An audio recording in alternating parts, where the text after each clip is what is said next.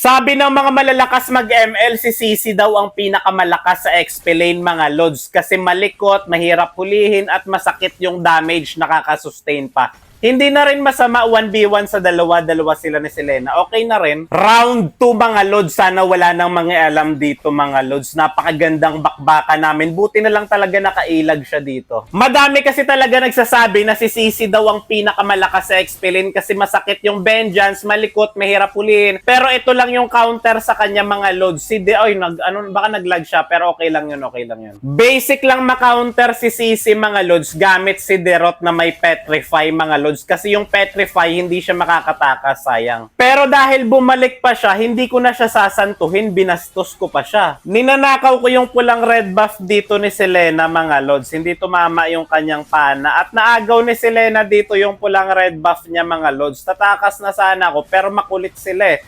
1v1 sa dalawa yung laban dito, kahit Sisi, dalawa pa kayo. Takbuhan lang natin kapag nag-vengeance si Sisi mga lods. Tapos balik tayo. May Brave Smite tayo mga lods, kaya babalik yung buhay natin. At kayang-kaya natin sila mga lods. Kahit 1v1 sa dalawa pa yan. Kahit yung kalaban matitigas mga lods, katulad nito ni Gatot Kacha. Pag si Derot mga lods, tanggal kunat na mga yan. Pati yung Sisi na yan, Selena na yan. Hindi sila mananalo kay Derot mga lods kahit sabay-sabay magtulong-tulong pa sila mga lods. Ito ang ebidensya mga lods. Pinaglalaroan ko lang talaga yung mga kalaban dito. Tinamaan ako ng pana, pambihira. Hindi man lang ako nakagalaw.